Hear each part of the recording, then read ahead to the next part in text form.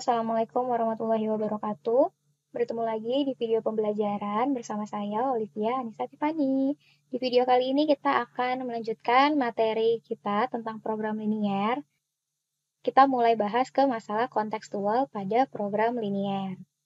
Kompetensi pengetahuan di video kali ini yaitu ada di KD 3.1 menjelaskan program linier 2 variabel dan metode penyelesaiannya dengan menggunakan masalah kontekstual. Kompetensi keterampilannya ada di KD 4.1 menyelesaikan masalah kontekstual yang berkaitan dengan program linier 2 variabel. Tujuan pembelajaran pada video kali ini atau pada pertemuan kali ini adalah peserta didik mampu menyelesaikan masalah kontekstual yang berkaitan dengan program linier 2 variabel. Nah, seperti yang sudah sebelumnya dijelaskan, langkah menyelesaikan masalah kontekstual pada program linier itu kayak gini ya. Yang pertama ada soal prolin atau ini masalah kontekstualnya nih. Masalah yang terjadi pada kehidupan sehari-hari. Dari sini kita harus membuat tabel informasi. Dari tabel informasi kita buat model matematikanya. Kalau udah nanti kita akan ketemu DHP lalu menentukan titik pojok. Setelah dapat titik pojok, disubstitusi titik pojoknya supaya mendapatkan nilai optimum. Nah, ini kalian udah mempelajari dari minggu-minggu sebelumnya ya. Sekarang kita mulai mengerjakan contohnya. Nah, contoh yang pertama, seorang penjaga aksesoris yang menggunakan gerobak menjual pita kupu-kupu dan pita bunga. Harga pembelian pita kupu-kupu Rp1.000 tiap buah, dan pita bunganya Rp400 tiap buah. Modalnya hanya Rp250.000, dan muatan gerobaknya tidak melebihi 400 buah pita. Jika keuntungan tiap buah pita kupu-kupu 2 kali keuntungan tiap buah pita bunga, maka untuk memperoleh keuntungan sebesar mungkin, pedagang tersebut harus membeli berapa buah pita kupu-kupu dan pita bunga. Nah, berarti seperti sebelumnya, kalau misalnya kita udah baca nih, kita dapetin informasi, lalu kita masukin ke tabel informasi ya. Jadi penyelesaiannya yang pertama adalah buat dulu tabel informasinya. Dari yang tadi kita baca nih, katanya penjual menjual pita kupu-kupu dan pita bunga. Berarti itu masuknya ke jenis ya. Ada 2 jenisnya, kupu-kupu dan bunga. Terus ada harga belinya nih, harga pembelian. Berarti kita tulis di sini juga harga beli. 1.000 untuk kupu-kupu, 400 untuk yang bunga. Terus ada lagi modalnya hanya Rp250.000. Nah, modal itu untuk beli kan, makanya dia taruhnya di harga beli. Nah, terus ada lagi muatan gerobak tidak melebihi 400 buah pita. Berarti banyaknya nih, si X dan Y ini, banyaknya maksimumnya adalah 400. Terus untungnya, jika keuntungan tiap buah pita kupu-kupu 2 kali keuntungan tiap buah pita bunga. Berarti kalau kupu-kupunya 2, bunganya 1, atau gitu kebalikannya ya. Kalau keuntungan bunganya kita sebut sebagai 1, berarti keuntungan untuk pita kupu-kupu ya 2, karena 2 kali 1.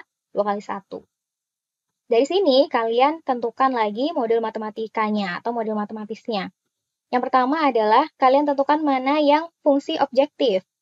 Fungsi objektif itu yang kalau di tabel ujungnya nggak ada atau kosong nih, nggak lengkap. Berarti di bagian untung ya. Nah, kita bikin model matematisnya kayak gini. Nah, jadi fx, y-nya atau fungsi objektifnya 2x plus 1y. Jadi 2x, 1y. Nah, dengan syaratnya yang tadi nih, yang komplit. Ada harga beli dan banyaknya. Yang pertama adalah 1000x ditambah 400y kurang dari sama dengan 250.000. Ini angkanya terlalu besar, jadi kita sederhanain. Di sini ibu bagi sama-sama dengan 200. Jadi 1000 dibagi 200 itu 5, 400 dibagi 200 itu 2, 250.000 dibagi 200 itu 1.250. Pokoknya kalian sederhanain, kalian bagi sampai nggak bisa dibagi lagi.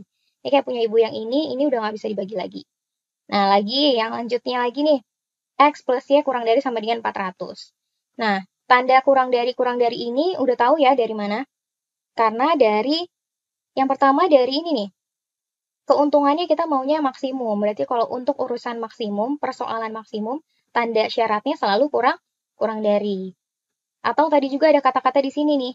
Tidak melebihi. Kalau tidak melebihi berarti dia harus kurang dari. Lalu ada syarat yang wajibnya. X lebih dari sama dengan 0, Y lebih dari sama dengan 0. Nggak usah dijelasin lagi ya, ini kenapa. Lanjut.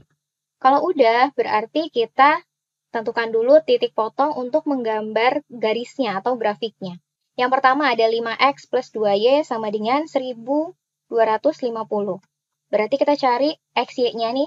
Kalau X-nya 0, berarti Y-nya berapa? Udah diajarin ya, berarti kalau kita mau nyari si Y, X-nya ditutup. Berarti kan jadi 2Y sama dengan 1250. Berarti Y sama dengan 1250 dibagi 2. Berapa tuh? 625.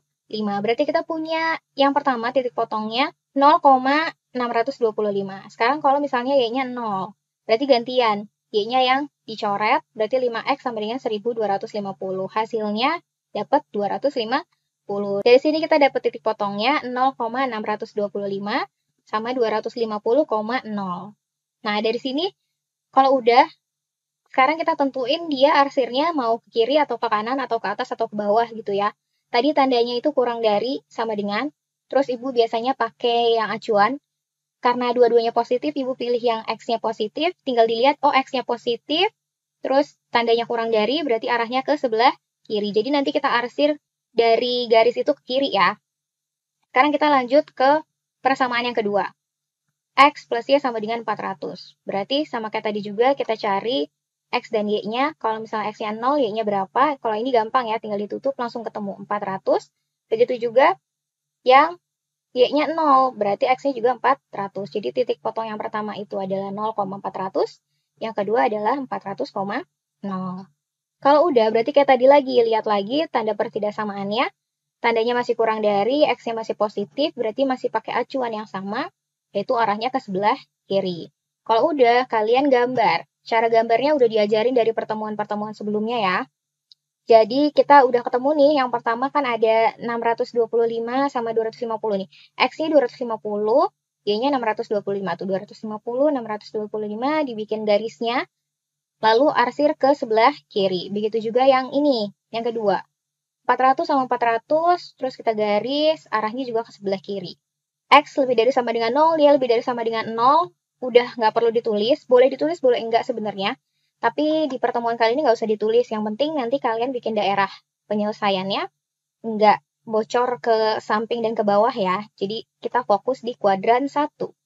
Nah, kalau udah berarti kelihatan yang kena arsir 2 kali adalah yang ini. Berarti daerah inilah yang kita sebut sebagai daerah himpunan penyelesaian atau DHP. Kalau udah, tujuan untuk mencari DHP itu apa? Adalah untuk mencari si titik pojok. Nah, titik pojoknya ada 4 nih, 1, 2, 3, 4. Kalau kalian lihat, ada satu titik yang belum jelas koordinatnya berapa, yaitu yang ini nih. Ini adalah titik potong dari kedua persamaan tadi. Berarti kita cari dulu yang ini ya, sebelum kita substitusi ke fungsi objektifnya. Nah, kita cari titik potongnya dengan cara eliminasi dan substitusi. Yang pertama, eliminasi dulu. Kita tadi punya dua persamaan ini ya. Terus kalau kita lihat, ternyata koefisien dari X dan Y belum ada yang sama. Kalau belum ada yang sama harus disamain dulu. Nah, terserah nih yang mau disamain itu mau X atau mau Y. Kalau misalnya mau X, berarti kan harus sama nih 5. Berarti yang bawah kita kali 5. Kalau maunya samanya masih Y, berarti ini dikali sama 2 nih yang bawah. Itu nanti semua dikali 2. Nah, punya Ibu. Yang di atas dikali 1, yang bawah dikali 2. Artinya yang di atas ini nggak diapa-apain ya. Yang di bawah dikali 2. Berarti Ibu mau ngilangin si Y. Kalau udah, berarti jadi kayak gini bentuknya. Yang atas tetap, yang bawah udah dikali 2 semua. X kali 2 jadi 2X, Y kali 2 jadi 2Y, 400 dikali 2 jadi 800. Nah, kalau udah, berarti tinggal dikurang. Alasannya dikurang, kenapa?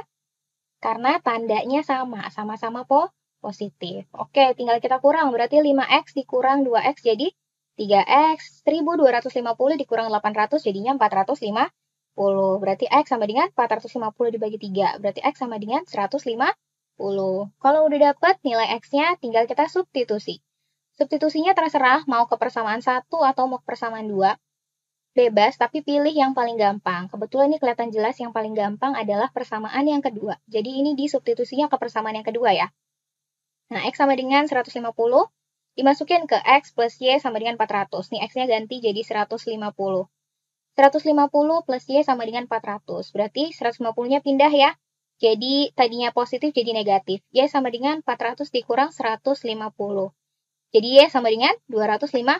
Udah dapat nih. Berarti kita punya titik potongnya adalah 150,250. Jangan terbalik karena selalu koordinat itu X, Y. Kalau udah, kita balik lagi ke titik pojok yang tadi. Berarti udah jelas nih, titik pojok kita ada 4. Yang pertama ada 0,0. ada 250,0, ada 150,250, dan ada 0,400. Kalau udah diapain?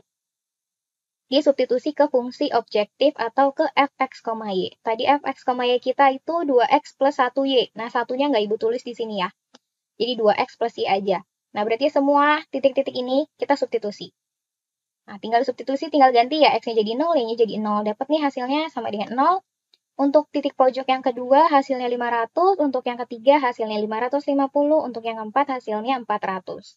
Tadi kalau misalnya kita lihat lagi soalnya, dia minta keuntungan yang sebesar-besarnya atau sebanyak-banyaknya. Berarti mintanya keuntungan maksimum. Maksimumnya di mana? Nih, yang paling banyak, si 550.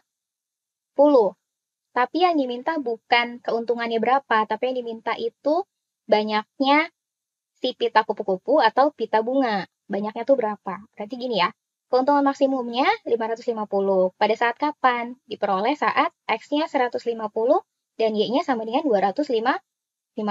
Berarti soal yang tadi jawabannya adalah 150 buah pita kupu-kupu dan 250 buah pita bunga. Udah deh selesai nih permasalahannya. Jadi sebenarnya sama aja ya sama yang sebelum-sebelumnya. Ada yang cuma dari soal cerita ke model matematis, ada yang dari model matematis dicari gambarnya, ada yang kita punya model matematis dicari sampai ke nilai maksimum minimumnya. Nah, kalau ini digabung semua dari awal sampai akhir. Dari masalah kontekstual sampai dapat ke keuntungan maksimum, keuntungan minimum, atau yang diminta sama soal gitu ya. Bedanya cuma itu aja. Nah, berarti kita latihan nih, ada 2 soal, tinggal dibaca aja, tapi hanya kerjakan satu soal aja yang menurut kalian lebih gampang, atau kalian maunya yang mana bebas. Jadi ini nggak harus dua-duanya ya. Tinggal pilih salah satu, dikerjakan sampai dapat jawabannya yang diminta. Ya, jadi ingat jawabannya yang diminta tuh yang mana. Kalau misalnya yang ini, mintanya pendapatan maksimumnya berapa. Kalau ini, banyak baju A sama banyak baju B-nya berapa pada saat maksimum gitu ya. Ini agak beda nih permintaan soalnya, tapi cara ngerjainnya masih sama. Nah, berarti kalian kerjakan lagi seperti biasa, difoto, terus disubmit ya di Schoology di kelas kalian masing-masing.